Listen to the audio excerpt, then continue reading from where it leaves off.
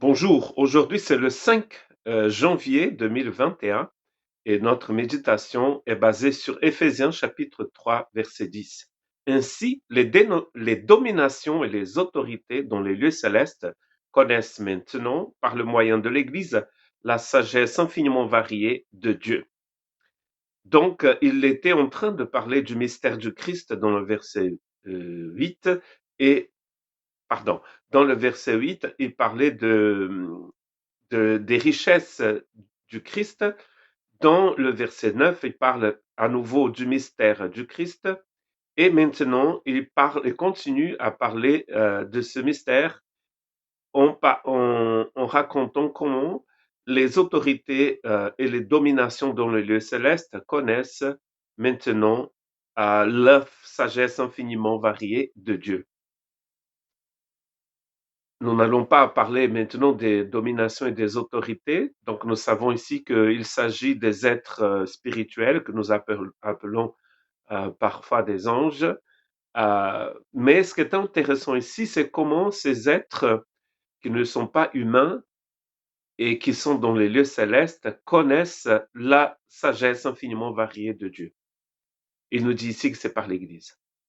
Cette Église, c'est la nouvelle société de Dieu, c'est le corps du Christ, c'est ce groupe de personnes formé des gens qui viennent de toutes les nations, de tous les peuples, qui ont des origines hébraïques, euh, païennes, et qui viennent de toute religion, de toute culture, qui parlent toutes sortes de langues, et ils forment une nouvelle humanité, une race rachetée par le Christ.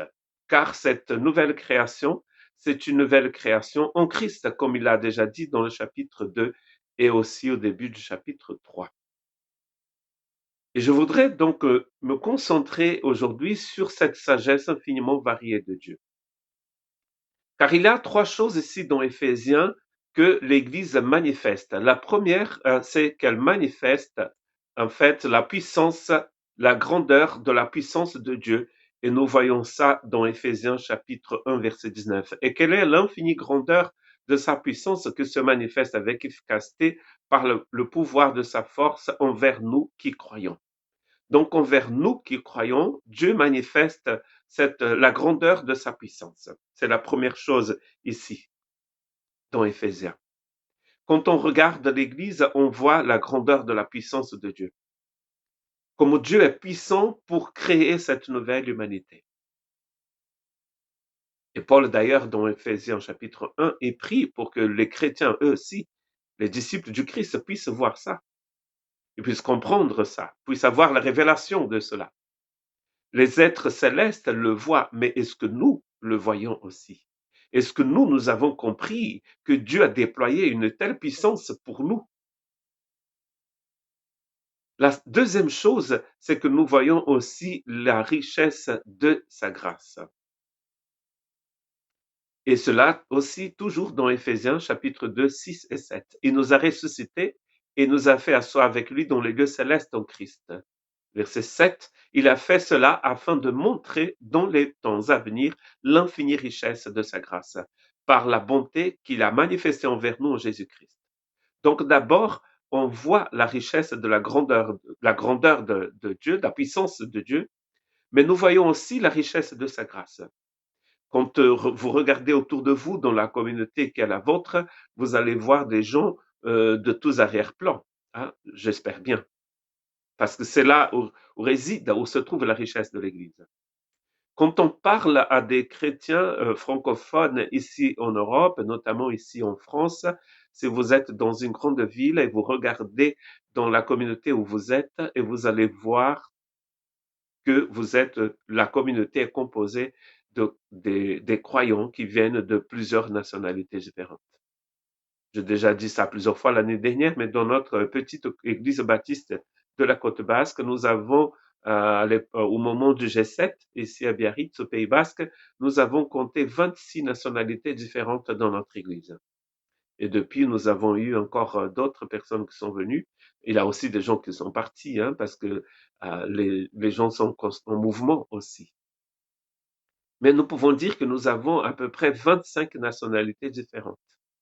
Toutes ces personnes aiment le Seigneur, toutes ces personnes qui viennent des religions, d'ailleurs, d'arrière-plans religieux différents, culturels et linguistiques, tous ces gens croient au même Christ. Tous ces gens ont été formés en Christ Jésus comme étant cette nouvelle humanité. Donc la puissance de Dieu, la richesse de la grâce de Dieu, et ce qu'il dit aujourd'hui dans le verset 10, c'est qu'il manifeste la sagesse infiniment variée de Dieu. La sagesse, vous savez ce que c'est, hein, la Sophia de Dieu, mais la infiniment variée, c'est très intéressant parce que c'est le mot polypoikilos, hein, polypoikilos, poly, vous savez, c'est multiple. Et ce qui est intéressant ici, c'est que ce mot a été utilisé pour parler d'un tapis, par exemple, un tapis perse, un vêtement brodé, quelque chose qui a été peut-être aussi un bouquet de fleurs. Donc, vous voyez, c'est ce bouquet de fleurs. L'Église, c'est un bouquet de fleurs, créé par la puissance de Dieu, par la grâce de Dieu. Et il manifeste cette sagesse infiniment variée. Dans l'Ancien Testament, quand on a traduit l'Ancien Testament en grec, et on a traduit donc le vêtement que Jacob a donné à son fils Joseph, qui était très coloré, on va utiliser le mot poikilos. Donc il était coloré. Mais ici, on est devant un polypoikilos, c'est-à-dire c'est plusieurs fois coloré, c'est vraiment coloré. C'est ça l'Église. Vous êtes ça. Nous sommes devenus ça, un tapis perse, un bouquet de fleurs, pour la gloire de Dieu. Que Dieu vous bénisse.